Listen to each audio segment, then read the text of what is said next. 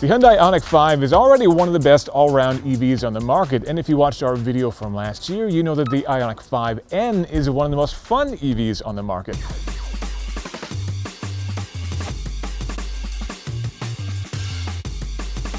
But now Hyundai's raising the bar even higher. This is the Ioniq 5N eN1, a version of that car that's so extreme it isn't even road legal. But the bigger question is whether it's any good to drive. And to find that out, I've come all the way back to Korea to take it out on a private test track and see whether this thing is worth the extra cost.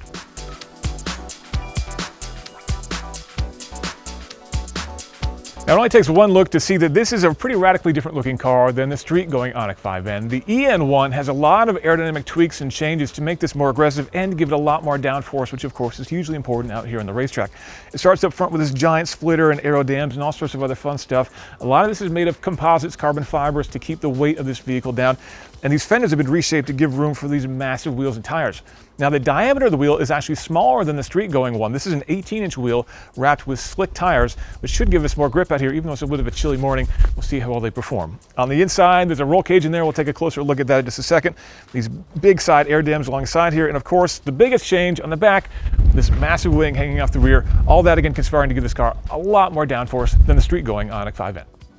Inside the car, even more radical changes than on the outside. Everything in here has been ripped out and gutted. I've got bare metal floors. I can see a lot of the circuitry and the wiring running around me here, all to save weight. This car weighs substantially less than the street-going car, about 500 pounds less than the road-going car. And a lot of that comes from everything that they pulled out in the interior. But I do have some of the creature comforts from before. I've still got the same dual display up here for my gauge cluster. I even have a USB-C port down here in case my phone starts to run down mid-race, but I don't think I'll be worrying about that too much today. The steering wheel's been replaced by this quick-release racing version, which has just a few buttons, far fewer than the street-going steering wheel. The most important one, this NGB button, that's the Grin Boost button, gives me 40 more horsepower, which I'm looking forward to hitting when I go down this front straight here. And then I've got this racing seat, which I just barely fit in here. It's not exactly to American dimensions, but still, I think it's time for me to strap in. We're gonna hit the road. We'll see how it does. Out here in the Ioniq 5N eN1, wearing a helmet that's about 2 sizes too small for me, but is unfortunately the largest that I can find out here. The rain is starting to come down just a little bit, so it's making things a little greasy out here as I come on the front straight.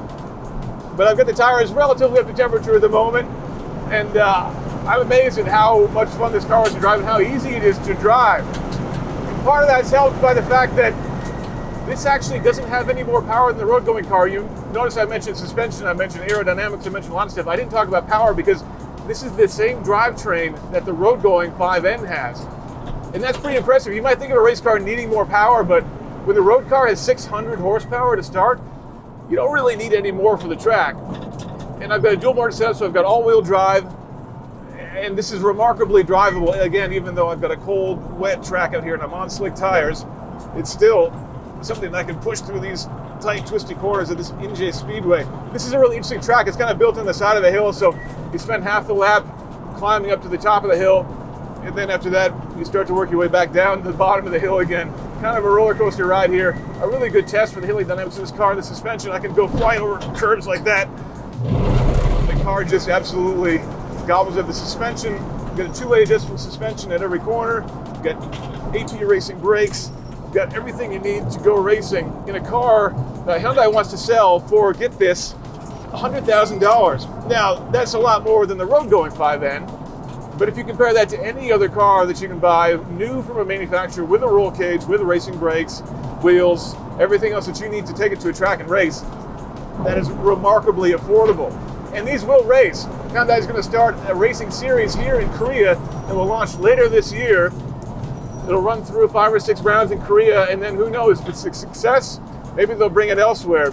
But what they're trying to do is really kind of plant the seed for electric car racing, of which there's not a lot going on right now. We've got Formula E, and really, on a global scale, that's about it. So Honda's doing some interesting things. Now, one thing that's missing from this car is, unfortunately, the sound system. This is the first race car I've ever driven that has speakers in it. The idea being to pump a fake engine sound inside the cockpit so the driver can have another point of feedback to know how fast they're going. You can even shift the pretend transmission to pick different gears to the corners, because as you're learning a new track, you often think, this is a 3rd gear corner, this is a 5th gear corner. You can do that in this car as well. But the cooler thing is that there's speakers on the outside of the car too, which will be upgraded from the road car. And every racing team can pick their own custom engine noise so that when you are sitting trackside, if your favorite driver is coming down the front straight, you'll be able to hear their car. It'll sound different than any other race car on the track. That is pretty cool. It's still raining a little bit out there, but I'm amazed at how good the grip is in this car. The tires are up to town. I can hear the brakes squeal, which means they're happy too. And well, of course, I'm quite happy. This is a remarkably fun car, a really good budget option for going racing. And frankly, I'm really impressed by what Honda's been able to do just by giving it some better suspension, some better brakes, a little bit of aero, and man, they've created a heck of a fun machine here. All right, back in the front straight one more time. Hit this NGB button one more time.